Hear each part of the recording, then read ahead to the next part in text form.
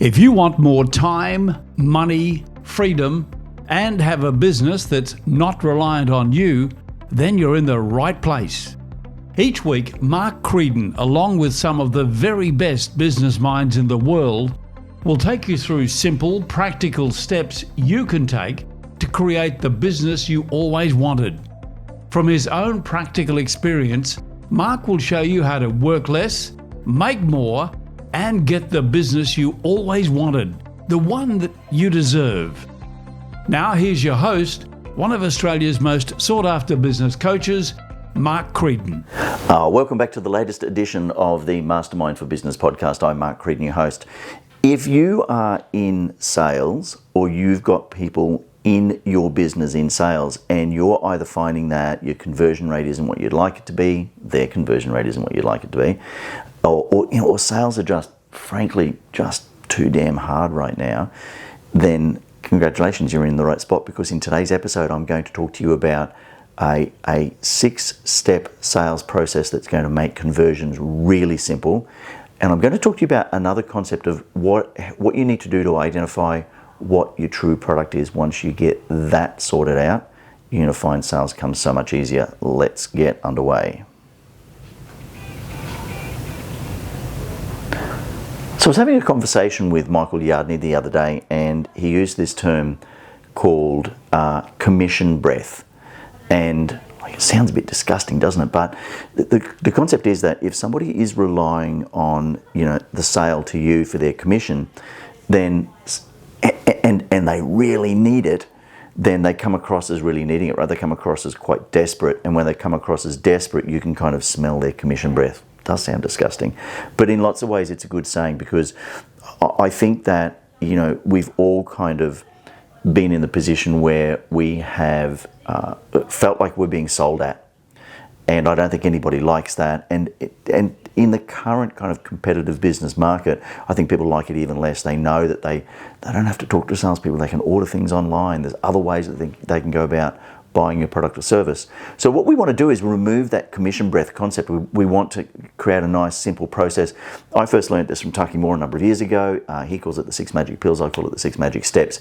But what it is a 6-step process that you can take your prospects through to get them to the point where saying yes becomes super simple. And I'm going to take you through that in just a second. But before we do that, I think there's a really important kind of precursor. And that precursor is really about understanding what your product actually is, what it is that you sell. So if you're an accountant, you don't sell accounting. Nobody wants to buy an accounting. Great example I always use of this is if you're a mortgage broker. Nobody wakes up in the morning and says, it's a beautiful day outside. I think I might go and get myself a 30-year mortgage around my neck for $1 million. Nobody does that. But they might wake up in the morning and go, do you know what? I'm in the position now where I'd like to be able to buy the home of my dreams, or I'd like to buy an investment property. I'd like to create a legacy for my children or my grandchildren. So they do that. So what you've got to think about is, what is the transformation or the outcome that your product or service brings to your clients? Get crystal clear on that. It's going to make it much easier to implement these 6-step sales process that I'm going to talk to you about, the 6 magic steps. An example I always use is, if I'm presenting this from stage, is the concept of Baskin-Robbins, right? Shout out to Baskin-Robbins, great ice cream. What do Baskin-Robbins sell? And if I ask that from the stage, most people will sort of say, they sell ice cream. And in fact, that's not what they sell. And let's just pull that apart a little bit and think about what it is that Baskin-Robbins sells, because if we can get that right, you'll be able to pick those principles up and use them to identify the true product or service in your business. The reality is, nobody buys ice cream, as far as I can tell, for its nutritional value. It's not packed with vitamins and minerals. So we don't buy ice cream or gelato or whatever it might be for that. But there's probably 2 times that we do buy ice cream. And it's really when we're celebrating. So we've had a night out with friends, we've had a great night, we stop in and we get some ice cream on the way home. Or kind of we're feeling a little bit low, and we want to commiserate our sad feelings. We want to cheer ourselves up by buying some ice cream. And the story I always tell from stages, I remember when my daughter was a teenager and, she'd sort of had a boyfriend, she'd break up with a boyfriend, she'd come in and she'd go, "Oh, Dad, I've broken up." I'm like, "Great, let's go to Baskin Robbins, we're going to buy some ice cream." Because she was feeling sad and needed cheering up. I was probably wanting to celebrate because I probably didn't like the guy anyway. And so we would go to Baskin Robbins and we'd have ice cream, and it was that nice mix of commiseration and celebration. Understanding what your product does, what's the outcome. So we go back to the examples before. If you're an accountant, you're not selling accounting services, but you're selling the ability for people to retain more of their income, to pay less tax, to not get caught by a tax audit, to not have to worry. You're selling them peace of mind, freedom, options, ability. As a mortgage broker, you're not selling them a mortgage. I drove past this billboard the other day, and there was a new business, and it was called, whatever it might have been, K's Mortgages. And I just thought, wow. If I had a broking business, I would never call it, Mark's Mortgages, because what are you going to do? Go, excuse me, would you like to buy a mortgage? Here's what, we've got a special offer for you. You can borrow some money and you can pay interest and you can have this thing around your neck for the next 30 years. Would you like one? No one's going to say yes to that. Instead, if we looked at what mortgage brokers do, which is actually sell people options, the ability to buy their dream home, the ability to create legacy. I've got a good mate, Mark Beats, that runs Barton's Motor Company, and Mark always says, we don't sell cars, we sell dreams, right? We sell lifestyle opportunities.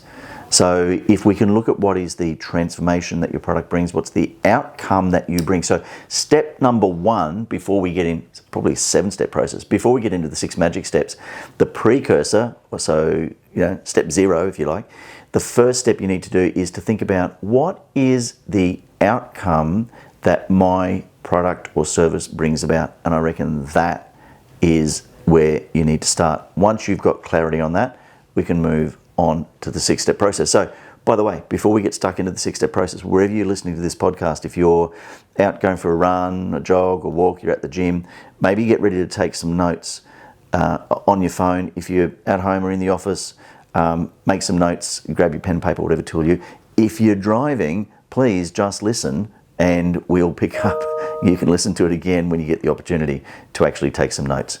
Because what's important here is not just the 6 steps, but the order that they go in. And in fact, the order is probably as important, if not more so, than the 6 steps themselves. Let's have a look at what those 6 steps are. Step number 1 is to understand what is the problem that your client, that your prospect has. So there's an old concept that if you can articulate the problem that somebody has better than they can, more concisely and succinctly than they can, they will subconsciously and automatically attribute you with having the solution. So if you can say to somebody, okay, so it sounds to me like this is the problem you've got, if they can go, yeah, like you've just nailed it, they're going to go, okay, this person, like they've just nailed my problem. They must know the solution. They must have the solution available to them. So now you've already piqued their interest, right? Their ears are pricked up. They're ready to go. They're going, well, like if you know what the problem is, you've got to know what the solution is, because you put it even better than I did. So number 1 is to understand what their problem is and to be able to go back to them with the problem. So if you're having a sales conversation, remember sales conversations should follow the 80-20 rule, right? It's 80% listening, 20% speaking. If you're out of whack on that, you need to review your process. Nobody likes to be sold at by somebody that doesn't know when to shut up. So number 1, understand what their problem is and be able to articulate that back to them. Hey, great to spend the time chatting. Just let me get some clarity on this. As I understand it, this is the problem that you've got. And what you want to do is get complete clarity on that. So number 1 is the problem. Step number 2 is the prescription. And the prescription is really this. It's, right, if that's the problem, it sounds to me like this is what you need. Right? We go back to accounting. Okay, so the problem is that you think you're paying too much tax. So what you really need is someone who can, pull apart all of your income, pull apart all of your financials, and have a look at ways that we can create, more effective structures for you, or legally minimize your tax, right? Tax minimization, absolutely legal. tax evasion not legal. So we're talking about simply minimizing your tax. So again, you've understood what the problem is. Now you need to go to the prescription, because if you can show them that you understand the problem is and that you've got a prescription and that you understand what it is that they need, the next step, they're going to wait for that, because the next step is your promise. So the concept goes like this. Look, you got this issue. I understand you're paying too much tax. What you really need is an assessment of all of your income, an assessment of what it is that you're claiming, and a complete understanding of how we can best use the provisions of the Income Tax Act in order to get you the most legal deductions that you can possibly get and get you to pay the minimum amount of tax that you legally can. Guess what? That's exactly what our tax minimization program does. So now you've gone into your promise, right? So it's problem, prescription, promise. The promise is, this is what we can do. Don't go into the logistics, right? Don't go into the details. Oh, okay, so here's what we can do. We can book an appointment for an hour and we can sit down and we can go through all the process with you. We can work with. Nobody wants to hear that yet. They just want to know that you've got the solution, not how you're going to get about the solution. That's part of the next 3 steps in this process. So step number 1, you've already identified what their problem is, and you know that anyway because you've done the precursor step, right? You've looked at what's the problem that your product or service solves. So now we're talking about how we're closing the sale off. We're closing the sale off by using this 6-step process. We're saying to them, okay, so from all the conversation we've had, I understand this is your problem. So what you're really looking for is something that does this, right? That's the prescription. Guess what? That's exactly what our program does. That's exactly what our product does, our service does. Not how. Don't get bogged into the logistics. So it's problem, prescription, promise. Step number 4 is the model. What's the model that you use? So again, if we use that accounting example, it would be, okay, so I understand you need to minimize your tax, not an issue. What you really want is something that's going to do a complete review of that. Our small business tax assessment package actually does that. And the way we do that is by having an overarching, holistic look at all of your income, all of your expenses, and working out how we can create better outcomes for you. So now here we're just talking about a model, right? So step number 4 is model. Step number 5 is the logistics. And it's really important that we get these in the right order, because if we go into logistics first, and that's a mistake that I see most salespeople make, by the way, is they go into logistics first. What you want to do is not go into logistics. If you go into logistics, you're going to get bogged in it. People get caught, oh, hang on a second, I don't understand. We're going to have 1 meeting or 2 meetings, or is it 10 minutes or 15 minutes or an hour, whatever, right? So if they have a clear picture that you understand their problem, you understand what they need, and you've got a solution, and there's a model, the process that you use to do that, then you can talk about the logistics. So what will happen is we'll sit down, we'll have our initial conversation, we'll then get our tax experts to run their eye over everything that you're currently doing. We'll look at last year's tax return. Like we go through the logistics. Once you've finished at that point, if you've done it right, if you've got it in the right order, they are now ready to buy. And why wouldn't they? Why wouldn't they be ready to buy? Because you have shown them you understand their problem, you understand what it is they're looking for, you've got a solution, you've got a simple model around it, and there's real clarity around the logistics. The last thing left in that 6-step process then is simply the price, right? Problem, prescription, promise, model, logistics, and price. If you follow that 6-step sales process, by the time you get to the price, you're going to be in a position where it's a bit of a no-brainer for them. They've already made their decision. In the vast majority of cases, they will already have made their decision as to whether they're going to buy this product or service from you. That is how you avoid commission breath.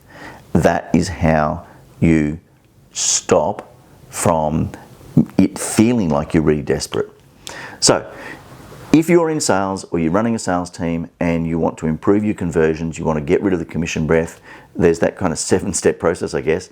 The first thing is to identify what is the real outcome or the transformation that your product or service brings. In other words, what's your true product? What are you really selling? Get absolutely crystal clear on what it is that you're really selling. The second thing is to go through that 6-step sales process. That's how you get to the close. And then there's a final really important component that I want to share with you in just a second. But remember, the 6-step sales process is really simple. It's what's the problem they've got, what's the prescription that you think that they need, what's the promise you can make, what's the model you work under, what are the logistics of how it happens, and finally, here's the price.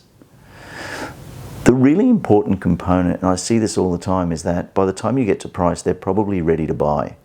And what a lot of inexperienced or people or salespeople who've kind of just fallen off the wagon a little bit, they might have been experienced, but they've stopped following the process. What they then do is they keep selling. So, look, we've gone through this tax thing. Here's the price. It's going to cost you, $5,000, whatever it might be. But what you'll find is it's really useful, and we've helped 350 other people, and we've saved $200,000 in tax for people over the last while. They just go into this big long sales process of building authority. All of that building of authority has to happen at the beginning. It's at the very beginning of a conversation where you're telling people about what the product or service is, what it does, what it truly does, and why it is that you're good at it, because you've been doing it for 25 years or because you've got 3 degrees or whatever it might be. You don't want to be building that authority at the end. The authority needs to be built before you get to the close. So just keep in mind, the 6-step sales process we're talking about is really about how you close a sale. Right? All of the conversations that happened before are around what's their issue, what's the future, what's the gap that exists between those two.